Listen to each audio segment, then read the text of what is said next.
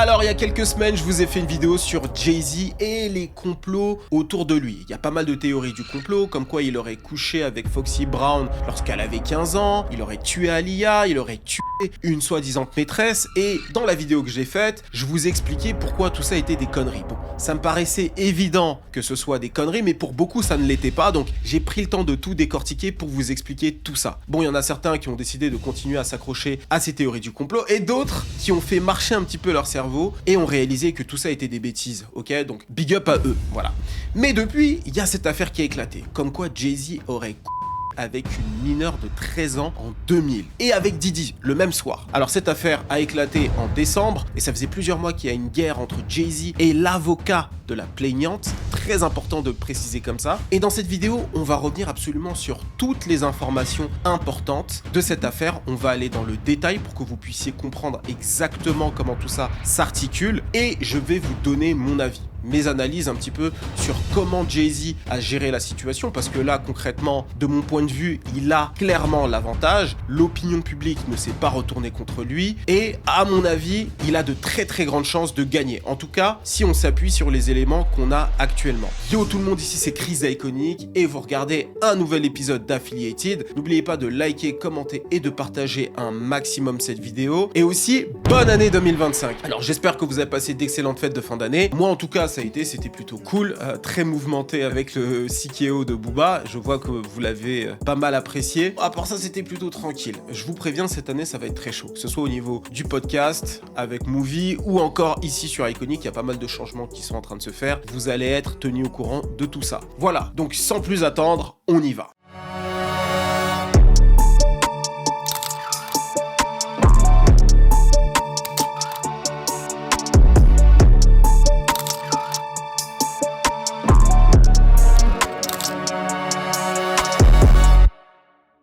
Alors, est-ce que vous vous rappelez de cette conférence de presse dont je vous ai parlé dans l'une de mes vidéos sur Diddy? So in addition to Sean Combs, you should know the defendants in these cases we're going to file will include anyone, of course, who engaged in the assault or exploitation, anyone who participated in such in any way, anyone who encouraged or facilitated this conduct, anyone who was in the room and watched it happen but made no effort to stop it. Alors cette vidéo était très importante. Elle a été organisée par un certain Tony Buzbee, l'un des meilleurs avocats des États-Unis. Comme tu as pu l'entendre dans cette prise de parole, Tony Buzbee invite toutes les célébrités et entités qui ont aidé de près ou de loin, ou même d'ailleurs qui ont participé aux agressions sexuelles, de le recontacter dans les plus brefs délais pour régler à l'amiable tout cela au risque qu'ils rendent l'affaire publique. D'ailleurs, j'ai expliqué le détail de cette conférence dans une vidéo de Diddy. Voici l'extrait. Cette conférence de presse, en réalité, c'était un coup de pression et un coup médiatique pour faire réagir des célébrités et des entités, des entreprises qui auraient soit participé, tout comme Diddy, à du sex trafficking, ou alors qui auraient facilité ce sex trafficking.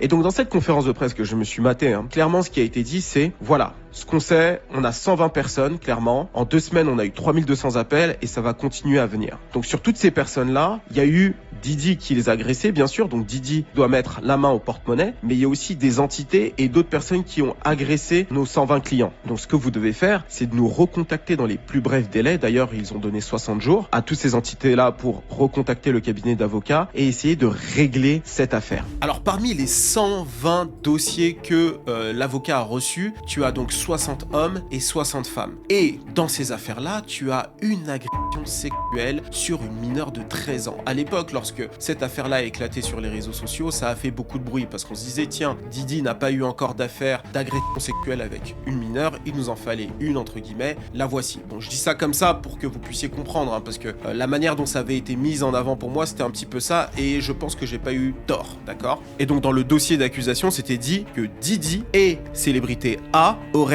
participé à cette agression sexuelle. Alors comme je l'ai dit un peu plus tôt, les célébrités avaient 60 jours pour contacter Tony Buzbee pour régler tout ça à l'amiable. Eh bien, le délai a été dépassé et les choses ont été rendues publiques le 9 décembre dernier, donc plus de 2 mois après la conférence. Et donc célébrité A s'est transformée en Jay-Z. Et la plaignante Jane Doe c'est lorsque ton identité doit rester anonyme, affirme que Diddy et Jay-Z l'auraient violée lors d'une soirée après les Video Music Awards de l'an 2000. Avec toutes les théories du complot, comme je l'ai dit un peu plus tôt, et la gravité de l'accusation, tu t'en doutes bien, ça fait l'effet donc d'une bombe sur les réseaux sociaux. Mais Jay-Z ne s'est pas laissé faire. Immédiatement après que la bombe soit tombée, Jay-Z était prêt à répliquer avec un communiqué de presse délivré par sa société Roc Nation, et on sent qu'il était prêt à aller à la guerre. Voici ce qu'il dit. Mon avocat a reçu une tentative de chantage sous le nom de mise en demeure de la part d'un avocat, entre guillemets, nommé Tony Buzbee. Ce qu'il avait pensé, c'est que la nature de ces allégations et la pression publique me pousseraient à régler l'affaire. Eh bien cela a fait l'inverse. Cela m'a donné envie de vous exposer pour la fraude que vous êtes, et ça de manière très publique. Alors non, je ne vous donnerai pas un seul centime. Ces allégations sont tellement graves que je vous implore de porter plainte au pénal et non au civil. À rappeler que lorsque tu plaintes au civil, tu demandes de l'argent, ce qui est le cas de cette affaire, et lorsque tu plaintes au pénal, ça devient une affaire criminelle et donc tu risques la prison. Et d'ailleurs, petite parenthèse avant de reprendre le petit texte, c'est pour ça que j'ai pas fait un focus sur les dernières affaires de Diddy au civil, parce que je voulais me concentrer sur les affaires criminelles, donc ce qu'il y a de plus grave et là où il risque de la prison. Quiconque aurait commis un tel crime contre un mineur devrait être emprisonné. Vous ne pensez pas? Si ces prétendues victimes disaient la vérité, elles mériteraient une vraie justice. Cet avocat, sur lequel j'ai fait quelques recherches, semble avoir l'habitude de ce genre de mise en scène théâtrale. Je n'ai aucune idée comment vous êtes devenu un être humain aussi déplorable, Monsieur Buzbee, mais je vous promets que j'ai vu votre genre de nombreuses fois. Je suis plus que prêt à affronter des gens comme vous. Vous prétendez être un marine? Les marines sont connus pour leur bravoure, mais vous n'avez ni honneur ni dignité. Ma seule tristesse est pour ma famille. Ma femme et moi allons devoir expliquer à nos enfants, dont l'un est à un âge où ses amis verront sûrement la presse et poseront des questions sur la nature des accusations, la cruauté et la cupidité des gens. Je pleure encore une fois la perte de l'innocence. Les enfants ne devraient pas avoir à subir cela si jeune.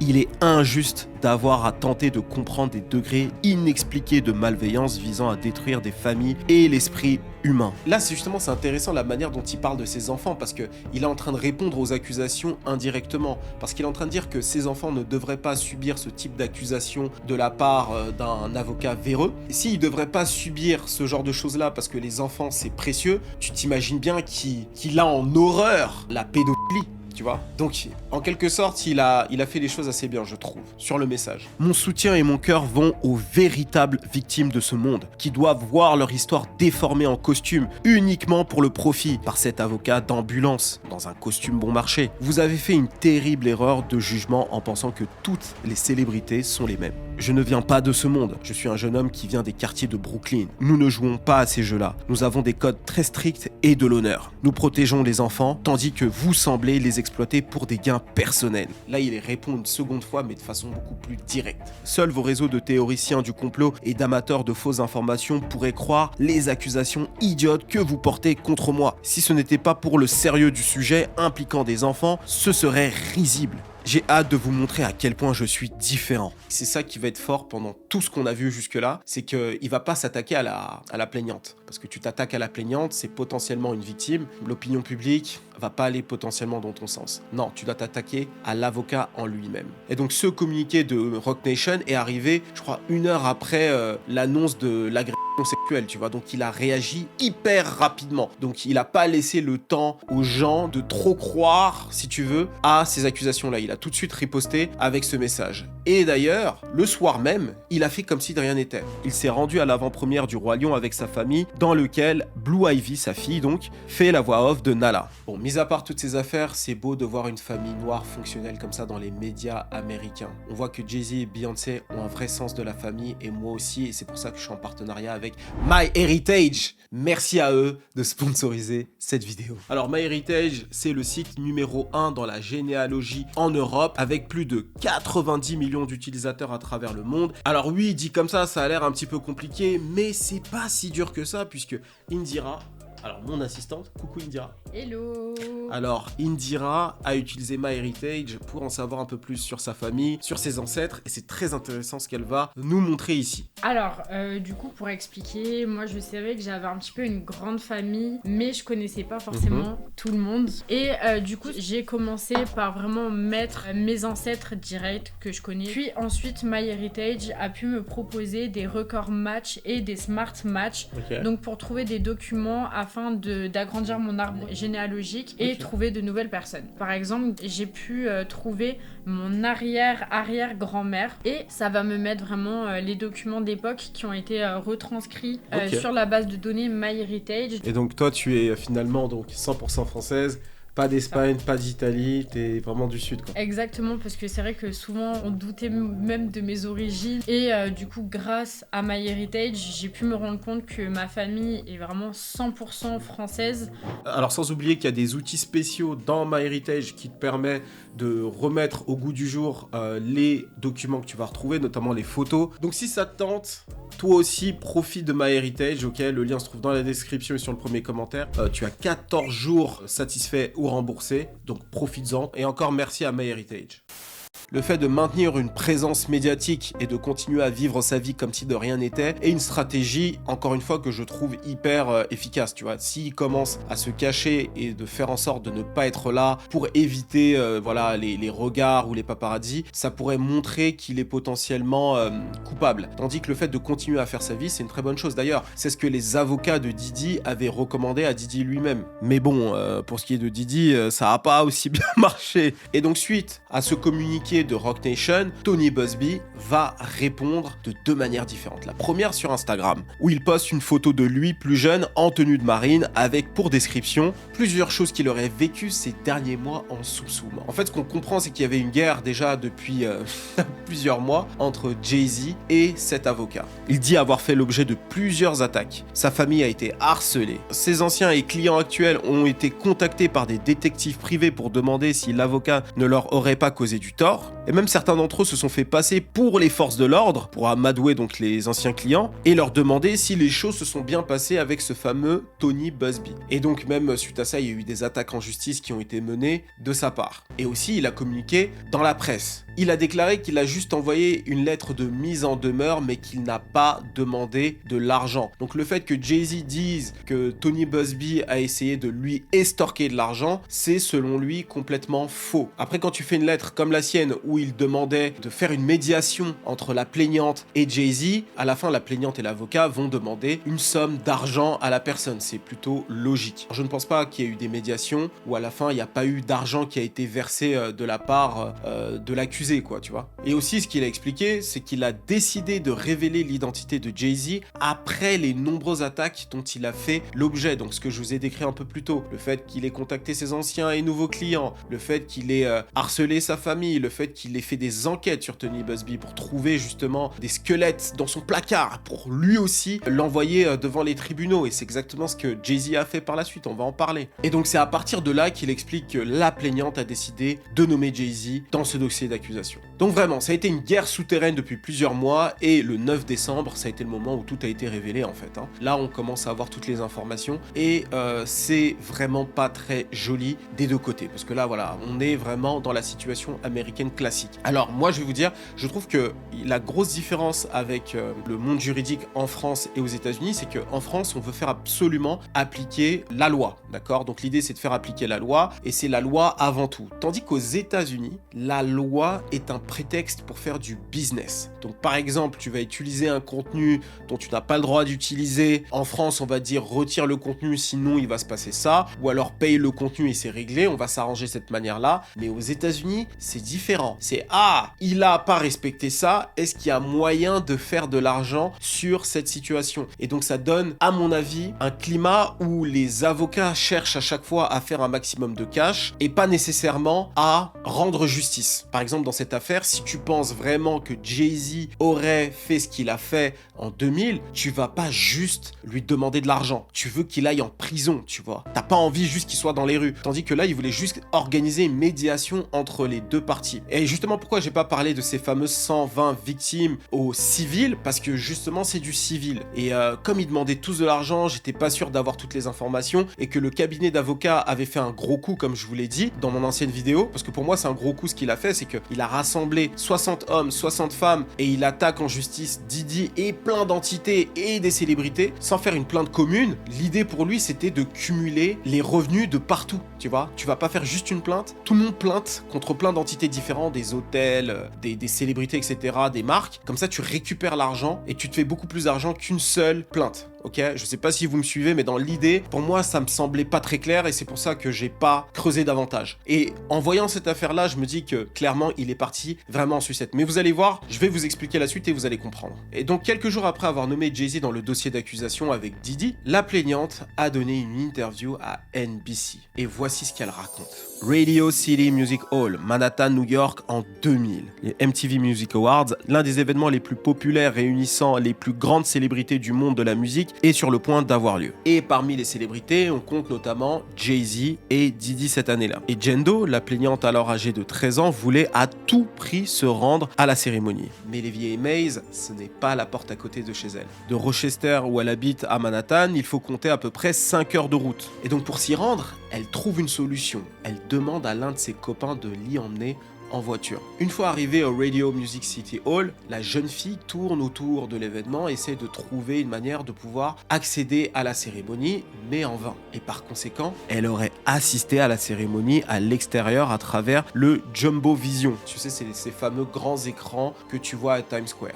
On est à Manhattan, donc c'est exactement le même style, quoi. Et donc, juste à l'extérieur du Radio Music City Hall, elle espère croiser une ou deux célébrités qu'elle adule. Et c'est donc à l'extérieur qu'elle aurait croisé le chauffeur de limousine de Diddy, qui lui aurait dit qu'elle est exactement le style de fille du bad boy, et qu'elle peut venir à l'after party si elle a envie, ce à quoi elle aurait accepté. Et donc Jendo se serait donc rendu à la soirée qui aurait eu lieu dans une maison de couleur blanche à 20 minutes du Radio Music City Hall. Alors, tous ces détails sont importants pour la suite. Et là-bas, elle aurait vu des célébrités dont Benji Madden, du groupe Good Charlotte, avec qui elle aurait eu une discussion sur l'un des tatouages qu'il a sur le bras. Alors que la fête bat son plein, Jendo aurait consommé un verre suspect qui lui aurait fait tourner la tête. Clairement, elle pense qu'elle a été droguée à ce moment-là. Alors vu qu'elle ne se sentait pas bien, elle serait montée pour aller se reposer dans l'une des nombreuses chambres de la maison. Et c'est là-bas que Jay-Z et Diddy seraient rentrés dans celle-ci. D'ailleurs, Diddy aurait crié « Ready to party !» Vous en penserez ce que vous en penserez. Ce après quoi, Jay-Z l'aurait V. And he put his hand over my mouth and told me to stop it, cut the Puis ensuite Diddy aurait fait la même chose, et tout ça sous les yeux d'une femme qui elle-même est une célébrité, qui aurait été là, qui aurait tout vu et n'aurait pas bougé le petit doigt. Après les événements tragiques, elle aurait quitté la soirée et aurait marché jusqu'à une station-service où là-bas elle aurait rencontré quelqu'un qui lui a prêté son téléphone pour qu'elle passe un coup de fil à son père pour qu'il vienne la chercher. Et lorsque son père s'est rendu donc à cette fameuse station-service, il l'a récupérée et l'a ramenée à la maison sans jamais rien lui demander sur sa journée et son état mental, dans quel état d'esprit elle était. Le trajet de retour aurait été silencieux pendant 5 heures. Sachant qu'elle explique aussi qu'elle arriva à la station essence et que le monsieur qui lui a prêté le téléphone pour appeler son père a vu qu'elle était dans un mauvais état, je trouve curieux que son père l'ait pas vu. Alors c'est pas la seule chose douteuse de ce témoignage, puisque lorsqu'elle l'a présenté à NBC, tout de suite après, il y a eu au moins 5 à 6 incohérences qui ont été mises en lumière et qui ont complètement détruit son témoignage. Alors, je vous les présente ici. On pose toutes les incohérences et toutes les informations que je vous transmets ici. C'est pas de l'analyse de ma part. C'est là pour le coup, je vous transmets toutes les informations sur le sujet. Donc tout ça, ça a été mis en lumière, ça a été diffusé dans la presse. Donc c'est pas mon avis. Je suis pas en train de défendre Jay-Z. S'il a une fille de 13 ans, il doit aller en prison. Alors la première incohérence, le copain chauffeur qui l'aurait emmené au Radio Music City Hall serait décédé. Alors, pourquoi on le sait? Parce que les équipes de Jay-Z notamment son avocat Alex Spiro, a essayé de contacter cette personne-là pour avoir plus d'informations. Et même la chaîne NBC a essayé de contacter cette personne-là, mais elle est décédée. Donc impossible d'avoir un témoignage de sa part. Et aussi, la famille du défunt ne veut pas prendre la parole. Deuxième chose, et ça je l'ai eu de la part de l'ancien garde du corps de Diddy, qui d'ailleurs veut voir Diddy tomber, hein. Je vous le dis, c'est très important. Il veut le voir tomber, il fait des interviews à tire-larigot pour descendre Diddy. Je me suis souvent servi d'ailleurs de ces informations, mais vraiment avec des pincettes pour parler de Diddy dans les années 2000. Et ce gars-là explique que Diddy ne roulait pas en limousine dans les années 2000. Donc l'histoire du chauffeur de limousine qui récupère la fille, c'est pas possible selon l'ancien garde du corps de Diddy. Et deuxième chose qu'il a ajouté, c'est que un chauffeur de limousine ou même un garde du corps ne peut pas décider si une personne a un accès à une soirée privée de Diddy. Et là, on rentre dans les vraies incohérences. La première, elle dit avoir regardé la cérémonie depuis un Jumbo Vision, ces fameux grands écrans que tu as à Times Square. Eh bien, cette année-là, pour les VMAs, il n'y avait pas de Jumbo Vision, il n'y avait pas de grand écran comme ça. Donc c'est impossible pour elle d'avoir regardé la cérémonie sur ce type d'écran, puisque MTV n'a pas installé ce type d'écran. Ensuite, elle a expliqué qu'elle est allée dans une maison blanche, alors il n'y a ni maison à Manhattan, et encore moins de maison blanche. Et encore moins à 20 minutes du Radio Music Hall. Donc du côté des équipes de Jay-Z, ils ont recherché dans ce périmètre-là si potentiellement il pouvait y avoir une maison, et si elle était à peu près à 20 minutes du Radio Music Hall. Et ils ont aussi regardé dans les années 2000 si potentiellement il y avait une maison à ce moment-là, dans ces alentours-là, mais c'est pas du tout le cas. Ensuite, elle dit avoir rencontré Benji Madden, tu sais, l'un des membres du groupe de Good Charlotte. Eh bien, les équipes de Good Charlotte a fait un communiqué en disant que Good Charlotte n'était pas présent au VMAs 2000. Ils étaient en tournée dans le Midwest dans cette période-là. Donc c'est impossible qu'elle ait échangé avec Benji Madden à ce moment-là. Et enfin, dernière chose, le père de la plaignante dit ne pas du tout se rappeler de ce jour-là, de ce qui s'est passé, et qu'il se serait rappelé un minimum être allé chercher sa fille de 13 ans à 5 heures de Rochester par rapport à un événement comme les MTV Music Awards. Il s'en rappelle pas, il dit qu'il s'en serait rappelé, donc voilà. À titre personnel, je pense que ce n'est pas impossible qu'une fille de 13 ans, surtout dans les années 2000, décide de prendre la route pour aller à une cérémonie comme les VMAs. Je dirais même que c'est possible qu'elle réussisse à se glisser dans une soirée. Je pense juste que, au vu des incohérences de son témoignage, moi je suis personne pour dire si c'est vrai ce qui lui est arrivé ou pas, mais c'est clairement pas au VMAs 2000 que tout ça lui serait arrivé si ça lui est arrivé. Je prends quand même des pincettes avec tout ça parce qu'on sait jamais. Et du point de vue stratégie juridique, ce que je pense c'est que ce témoignage qu'elle a donné à NBC, elle l'a fait sans l'accord de son avocat, Tony Buzbee. Je pense que la chaîne lui a proposé une grosse somme d'argent, ou peut-être Jay-Z était derrière aussi, hein. Il a dit ok, on sait que c'est faux, on va essayer de faciliter une interview pour qu'elle puisse donner sa version des faits et pour qu'on puisse tout de suite contrer publiquement tout ce qu'elle dit et faire passer son témoignage pour un faux témoignage, et comme ça cette affaire est réglée. C'est aussi possible, voilà. Je me base que sur les informations que j'ai, et parce que clairement, lorsque le témoignage a été fait, tout de suite après, toutes les incohérences sont sorties comme ça, bam, bam, bam, bam. Et donc c'était réglé ensuite. Donc personne n'a cru réellement ce qui lui est arrivé. Donc je pense que ce témoignage a été fait sans l'accord de l'avocat, parce que je me dis que l'avocat de la plaignante ne va pas laisser la plaignante faire une interview pareille qui va la ridiculiser et ridiculiser l'avocat en lui-même, quoique. À voir. Lorsqu'elle a été questionnée sur l'ensemble des incohérences, elle explique que ça fait 24 ans que tout ça s'est passé et qu'il y a de grandes chances que les choses ne soient plus précises dans sa tête, mais elle maintient sa version des faits. Et suite à cette interview, Tony Buzbee, donc son avocat, a réagi à tout ça et voici ce qu'il dit. L'affaire de Jane Doe nous a été transmise par un autre cabinet qui l'a examinée avant de nous l'envoyer. Notre cliente reste fermement convaincue que ce qu'elle a déclaré est vrai selon ses souvenirs. Nous continuerons à vérifier ces affirmations et à recueillir des éléments corroborants dans la mesure où ils existent. Comme nous l'avons interrogée de façon approfondie, elle a elle-même accepté de se soumettre à un test polygraphique. Je n'ai jamais eu de cliente qui propose cela auparavant. Nous faisons toujours de notre mieux pour vérifier chaque déclaration, comme nous l'avons fait dans ce cas. Cela a été extrêmement éprouvant pour elle, au point qu'elle a subi des crises et elle a dû recevoir un traitement médical en raison du stress. Et de son côté, elle a déclaré ceci. Vous devriez toujours plaider pour vous-même et faire entendre votre propre voix. Ne laissez jamais les actions de quelqu'un d'autre vous détruire ou diriger votre vie. J'espère simplement pouvoir donner à d'autres la force de se manifester comme je l'ai fait. Tu vois, en relisant justement la déclaration de Tony Buzbee, je me dis que finalement, il n'a pas pris le temps de vérifier le témoignage de cette femme. Il le dit d'ailleurs dans le communiqué, ce dossier nous a été transféré par un autre cabinet. Donc en fait, il a, à mon avis, fait confiance à ce cabinet sur le témoignage de cette fameuse Jane Doe. Et il s'est dit très bien, moi je suis l'un des meilleurs avocats des États-Unis, j'ai un dossier pareil, je vais pouvoir lui soutirer pour la cliente et pour lui un maximum d'argent. Parce que c'est ce dont il est question ici. Hein. C'est vraiment, on est sur de l'argent ici. Et à mon avis, c'est ce qu'il s'est dit. Je suis sur un dossier qui est plutôt solide. Mais malheureusement pour lui, le dossier n'est pas aussi carré que ce qu'il pensait. Autre chose importante à noter, la cliente est autiste. Et le fait qu'elle soit autiste, du côté de Tony Buzbee et de la plaignante elle-même, elle peut se servir aussi de ça pour expliquer que après ce choc émotionnel, elle a absolument tout mélangé dans sa tête. Donc plus rien n'est clair. Mais ça lui est vraiment arrivé, ça. Par contre, elle en est certaine. Mais de l'autre côté, la défense, c'est-à-dire Roc Nation et Alex Spiro, donc l'avocat de Jay-Z, ils peuvent utiliser la chose d'une manière différente en fait. Ils peuvent dire justement non,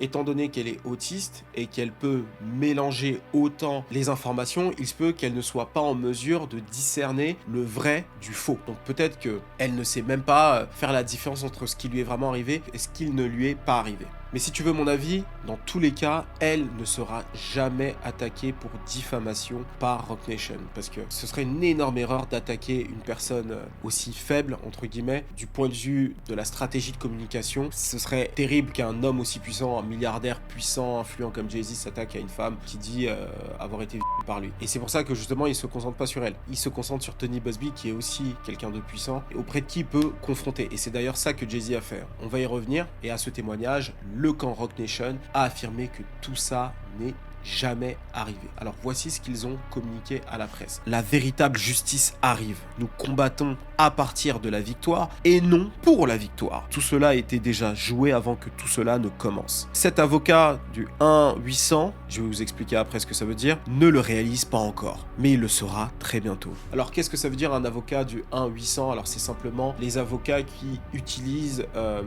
un numéro gratuit pour que les gens puissent les contacter. En fait, c'est une attaque pour dire que c'est un avocat qui fait de la communication agressive sur des panneaux d'affichage, sur internet et qui encourage tout le monde à le contacter, tu vois. C'est un avocat qui fait du tout venant, qui fait de la grosse publicité, chose d'ailleurs qu'en France on ne peut pas faire. Alors, ça aussi c'est une différence majeure et ça rejoint le point que j'expliquais un peu plus tôt de la différence entre les États-Unis et la France, tu vois. Et donc là-bas, les avocats qui font ça, c'est les avocats de un peu de pacotille, quoi, tu vois. Et donc après ça, le camp Roc Nation a demandé à ce que cette affaire soit annulée ou que le nom de Jay-Z simplement soit retiré de ce dossier d'accusation parce qu'il n'a absolument rien à voir avec ça. D'ailleurs, au passage, Alex Spiro a dit dans une conférence de presse et un peu partout dans les médias que Jay-Z et Diddy ne sont pas amis, d'accord? Bon, ça c'était à mon avis le vrai faux pas de toute cette affaire. Tout le monde les a vus ensemble, d'accord, à plusieurs reprises. Alors moi qui suis bien leur carrière depuis 20 ans, ça n'a pas toujours été de grands amis. Ils avaient des labels concurrents, donc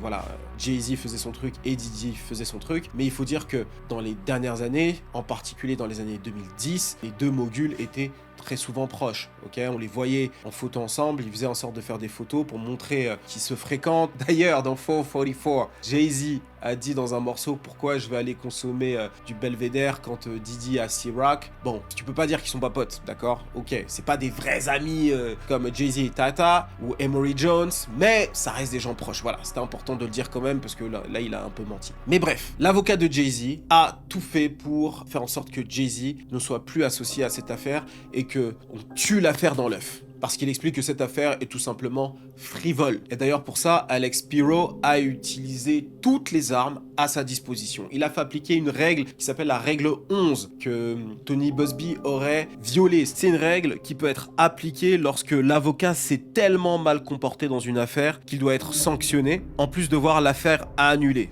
Et pour ça, il s'est appuyé sur plusieurs choses pour prouver cela. La première chose que Alex Spiro explique, c'est qu'il s'est appuyé sur le témoignage d'un autre cabinet pour prendre le dossier sans lui-même avoir fait le travail par la suite. Et que Tony Buzbee avait tous les éléments qui prouvent que c'était complètement faux, mais qu'il a quand même décidé de prendre le dossier pour extorquer, un autre mot-clé, Jay-Z. Donc selon lui, il y a une affaire d'extorsion de fonds. D'ailleurs, ce que l'on sait, c'est que Jay-Z a reçu donc ce fameux courrier là, la fameuse lettre de mise en demeure, le 5 novembre. Et Jay-Z a porté plainte le 17 novembre pour extorsion de fonds. Donc la guerre avait déjà déjà lieu avant que ça soit déclaré. Parce que Jay-Z a vu ça comme du chantage. Donne-moi de l'argent, sinon je détruis ta réputation publique et tu pourras jamais t'en remettre. Et Alex Spiro poursuit en disant que Tony Buzbee a de grandes chances de détruire des preuves, des éléments qui prouvent qu'il aurait eu connaissance que Jay-Z n'était pas coupable, mais qu'il aurait maintenu pour justement le faire chanter. Et c'est pour ça qu'il veut absolument aussi que ce Tony Buzbee soit destitué de cette affaire. Et enfin, il aurait dit que Tony Buzbee n'a pas de licence pour pouvoir exercer au barreau de New York. Alors, il faut savoir que c'est un avocat texan, donc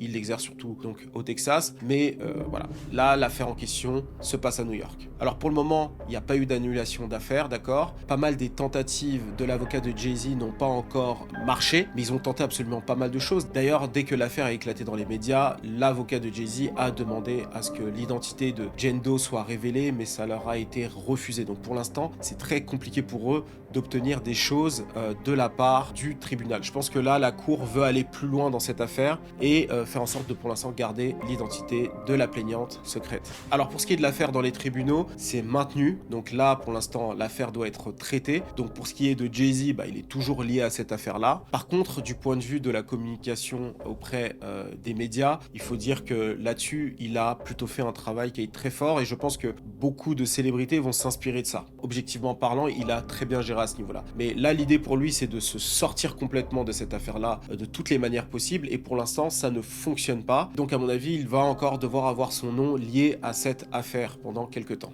Mais ce qui est compliqué pour lui, en fait, c'est que c'est un peu comme un ghost case. C'est ce qu'ils expliquent. C'est-à-dire que de leur côté, ils n'ont pas de documents venant de la part de Tony Buzbee sur lesquels ils peuvent bosser, sur lesquels ils peuvent faire des recherches. Et ils n'ont pas l'identité de Jane Doe, donc ils peuvent pas faire d'investigation, avoir des informations pour constituer une défense. Donc c'est très compliqué du côté de Jay-Z de constituer quoi que ce soit. Ils ont même demandé une annulation auprès du juge en disant que l'affaire est tellement vieille, il y a tellement peu d'éléments, c'est tellement flou, tellement vague qu'elle devrait être annulée. Et ça n'a pas marché, encore une fois, tu vois. Mais voilà, ils doivent travailler avec quasiment rien en leur possession. Et donc c'est pour ça qu'ils tentent toutes ces choses-là, c'est-à-dire les annulations de l'affaire, parce qu'en fait, il n'y a rien de concret. Et pour ce qui est du côté de Tony Buzbee, il a expliqué que appliquer la règle 11 est beaucoup trop tôt et on peut pas se baser sur le témoignage incohérent, on va dire, de sa cliente qui date d'il y a 24 ans pour appliquer une règle pareille et la faire taire. Donc pour lui, l'idée c'est de continuer cette affaire-là, d'aller plus loin. Et en fait, comme je te le disais un peu plus tôt, il y a une vraie guerre souterraine qui a eu lieu depuis le mois de novembre à peu près entre Jay-Z et ce fameux Tony Buzbee. Et en fait, ce qu'on se rend compte, c'est qu'ils n'ont pas arrêté de porter plainte l'un contre l'autre. Jay-Z a porté plainte contre lui pour extorsion de fonds, donc comme je l'ai dit, le 17 novembre, et à ça, il a ajouté une plainte en diffamation. Donc ça, c'est les deux éléments que j'ai en tête. Peut-être qu'il y a eu d'autres plaintes qui ont été faites depuis. Et du côté de Tony Buzbee, pareil, il y a eu de la diffamation,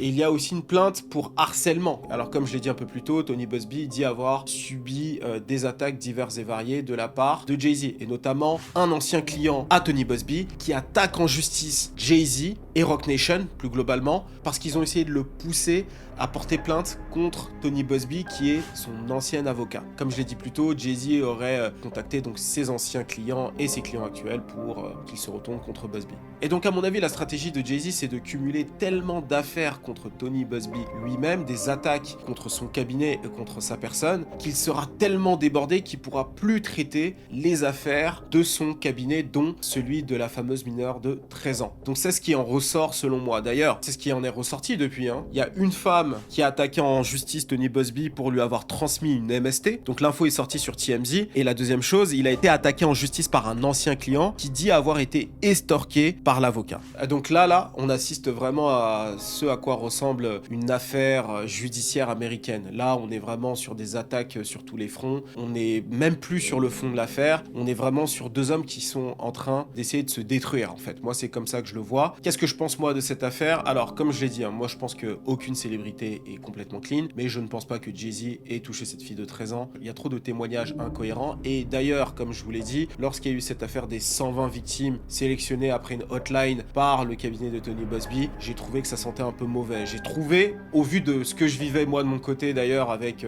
un cabinet d'avocats américains, qu'on était vraiment dans le cœur du capitalisme américain, c'est-à-dire de l'argent pour de l'argent. Il y a une opportunité, on trouve un moyen de faire de l'argent. Diddy a été attaqué en justice par plein de gens, ok, donc tout le monde le voit comme un agresseur, donc on peut aller lui soutirer récupérer davantage d'argent. Mais attendez, il y a Jay-Z aussi qui est souvent nommé. Pourquoi pas le lier son copain à tout ça et le faire tomber lui aussi. Donc moi quand je vois tout ça, je me dis que c'est complètement faux. Ok, je pense que c'est faux. En tout cas, des éléments qu'on a actuellement, c'est faux. Il se peut qu'il lui soit arrivé quelque chose. Peut-être que c'était une autre année. Peut-être que c'était pas Jay-Z, mais c'était quelqu'un d'autre. Bref, peut-être que c'était Jay-Z lui-même. On sait pas. Mais en tout cas, pour l'instant, je trouve que tout ça est faux et qu'on est juste dans le capitalisme américain dans toute sa splendeur. Donc voilà ce que je pense. Vous dites-moi en commentaire ce que vous en pensez. Me dites pas juste ah Chris, t'es naïf. Gna gna. Expliquez-moi en détail, développez votre avis sur toute cette affaire et surtout n'oubliez pas, créez votre arbre généalogique avec MyHeritage. Merci à eux de sponsoriser cette vidéo. Pour ma part, je me suis éclaté à faire le mien, d'accord? En plus, ça m'oblige un peu à contacter ma famille ici et là, recréer du lien, parler de la famille, parler de ses ancêtres, tout ça, tout ça. Et comme vous avez pu le voir avec Indy, on a réussi à avoir pas mal d'informations sur sa famille, donc c'est vraiment cool. Le lien se trouve dans la description et sur le premier commentaire. Merci à tous, n'oubliez pas de liker, commenter et de partager un maximum. Suivez-nous sur toutes les plateformes, d'accord? Instagram, TikTok, Facebook, absolument partout. Je vous dis à très très vite. C'était Major d'Iconic pour vous servir. Cheers!